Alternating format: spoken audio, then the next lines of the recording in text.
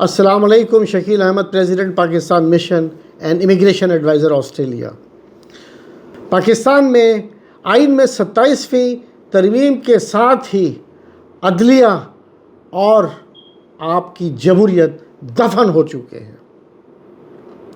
Army chief کو absolute authority بنانے کے لیے کرپٹ سیاستدانوں نے اپنی ناجائز حکومتوں کو قائم رکھنے کے لیے پارلیمنٹ سے 2/3 اکثریت کے ساتھ یہ ترمیم کروائی، جس کے تحت chief of defence forces CDF جو کہ فیلڈ مارشل ہوگا، اس کے تحت آرمی کے ساتھ ساتھ ایئر چیف اور نیول چیف بھی کام کریں گے.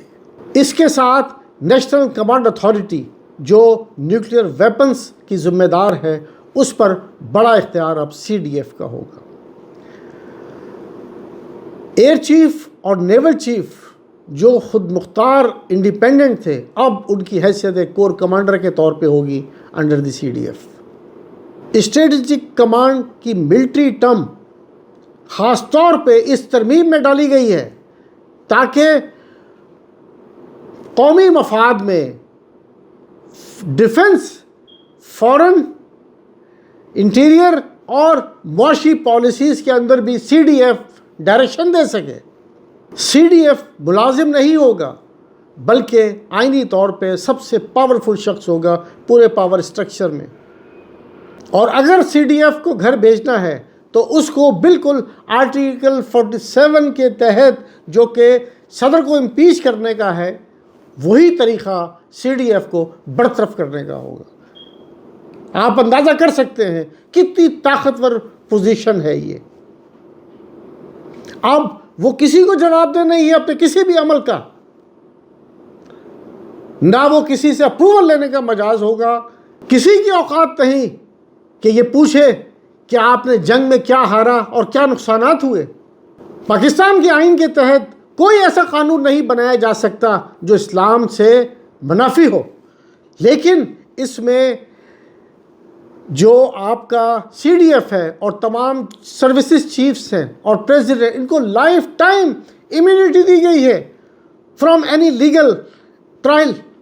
آپ اندازہ کیجئے، انہیں خوف ہے کہ اپنے کرتوتوں کا ٹرائل نہ ہو جائے بعد از ریٹائرمنٹ، تو اس کے لیے پروٹیکشن لی جائے آئین کی.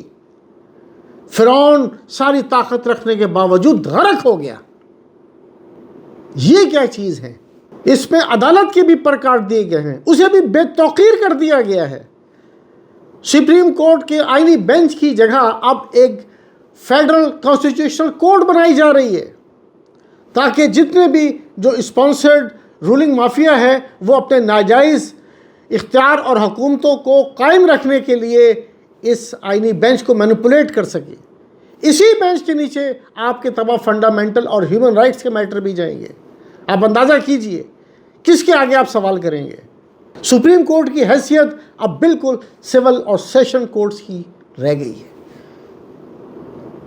اور وہ صرف سول اور کرمنل میٹر سنے اور کلرکوں کی طرح کام کریں بس. اس سے بڑھ کر ایک جوڈیشری کی ایک انڈیپینڈنس ہوتی ہے، ایک جوڈیشل پروسیس ہوتا ہے، ایک کنسنٹ ہوتی ہے جج کی جب اس کو ٹرانسفر کرنا ہو. اب ہائی کورٹ کے کسی بھی جج کو ایک ملازم کی طرح کسی دوسری ہائی کورٹ یا بینچ میں ٹرانسفر کیا جا سکتا ہے اگر وہ حاکم وقت کے مطابق فیصلہ نہ لکھے، اپنی اوقات میں نہ رہے. اس کو ایسی جگہ پھینکا جا سکتا ہے جہاں اس کو جان کے لالے پڑ جائیں یا گھر بیٹھے جا کر. پرائم منسٹر کی اوقات اب ایک میئر جیسی ہو گئی ہے اور پارلیمنٹیرینز کے کونسلرز کی طرح. اب جو طاقت آپ CDF کو دے چکے ہیں، جس کے تحت تمام فورسز، نیشنل کمانڈ اور آپ کی جو ہے اسٹریٹجک افیئرز ہیں، تو اس کے بعد فیصلے وہاں ہوں گے. آپ کی جو کلیریکل کام سارے وہ آپ کے پارلیمنٹ کے تھرو ہوں گے.